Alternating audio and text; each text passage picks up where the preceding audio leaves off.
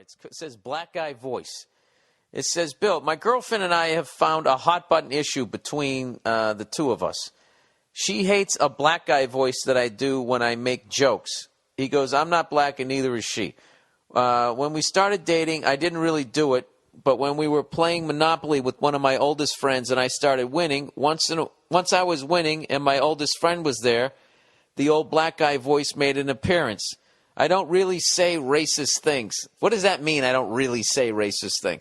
Or he's saying, like, I don't really say racist thing. I can't tell because you're writing this stuff. So he goes, I would just say stuff like, oh, yeah, give me that $1.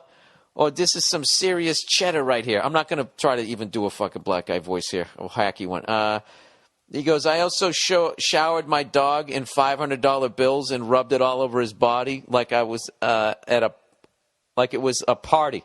My friend found it hilarious. My girlfriend said I was mocking her. I love that she's making it about her. I thought that she was going like, listen, what you're doing is funny if you're doing it like if your heart's in the right place. But this is all about her. He goes, personally, I think being an asshole is an expected part of the game. I guess the game of Monopoly, but that's just me. He goes, now that we've moved in together, I continue to do the voice in a playful way. If she asks for a favor, I might reply, sure, dog, I got you. See, I think that's fucking funny. He goes, and then she glares at me and tells me she hates that voice. She doesn't understand. This is when it gets weird, though. He goes, that I'm making fun of people who talk like that, and I'm not trying to make fun of her. This is where it goes off the rails for me. And I don't know, but I don't know how you're making fun of him. Are you just being ridiculous, like the way I'll do like a southern voice? Like, Nia, goddammit, get your fucking ass in here, ask for a sandwich. Right? And what is the rule? Because I'm making fun of redneck white people and I'm white, I'm allowed to do that? It all depends on all of this shit. It all depends on how you're doing it, like what your point is. Anyway, so he goes, I don't really know blah, blah, blah. He goes, I don't really know what she thinks I'm doing, honestly. I don't see what is so offensive about the voice. And then he writes, nah, I mean, I like saying, aw, shit, and motherfucker. I like referring to our middle-aged white neighbor as that ghetto-ass N-word. I think it's funny. Now, I got to be honest with you. Even that is funny if you're just fucking around. A white guy calling some middle-aged white dude, especially if he looks like Flanders. I don't know. And I know you're not supposed to say that, but you're in your house. You're fucking around.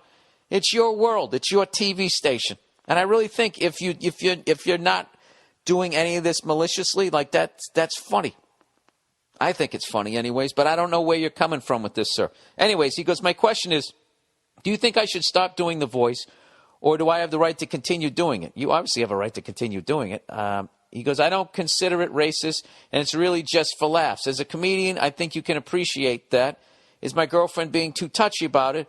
And even if she is being too touchy, do I really have a say in it? Is this the end of the black guy voice as we know it? I don't even know what that means. Sometimes I insist on her adding the word DJ before my name when she speaks to me. See, dude, I think you're just being silly. But I just do that because I know it pisses her off and it's funny. I'm not really an asshole, Bill. If you think I should stop, I actually will. It's time for a third-party way on this. Well, the fact that you say if I actually said stop, you will, I think you're... it all depends on how you mean this, but this actually relates to stand-up comedy right now where, there's a lot of this, people go out and they see your act, they see a bunch of comedians or they listen to you tell a bunch of jokes and then they pick out one joke and they define you by that joke, by how they heard the joke, and they define your entire career by that performance. You know what I mean? I had some blogger go off on me about a show I did recently, and it's like I just taped an hour and a half special. I just burned an hour and a half of material. I wasn't ready to go back out on the road. I had that fucking goddamn Mississippi River go through the lower part of my fucking house, and I have to make money, or else I'm going to go under, right? Basically, I'm going to get myself in a ridiculous amount of fucking debt. So I went out before I was ready to go out, and I need material. And one of these shows that somebody complained about was a city that I went to a year ago, and I'm not going out there repeating material. I'm not fucking people over. So I went out there, and I did my thing. And, where my act is right now, I don't like where my act is right now. At all. No comic does. 2 months after they take a special, nobody is happy where their fucking act is. If you're really, being honest with yourself. So this person saw me and, didn't like what I was talking about. And absolutely, I just skimmed. Somebody sent me a link. I just skimmed it. I didn't really fucking read it. But it was just like, I wouldn't argue with a lot of your perception of it. But to define me as a stand-up comic on one fucking show, when I'm trying to it's like doing stand-up comedy. It's not like playing guitar. I can't sit in my bedroom and get better at it, and when it's ready to be heard, go out and go play. I have to fucking go out there and just... It's like fucking cooking pasta. Remember the old days? You took a noodle out, you threw it at the wall, and if it stuck, it was done. If it wasn't, you kept going. That's what you're doing. So this person fucking didn't like what I was talking about, absolutely trashed me, and then, lied.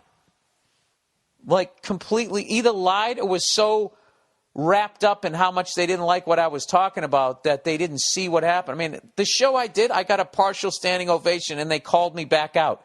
And this person left all of that out. Left all of that shit out.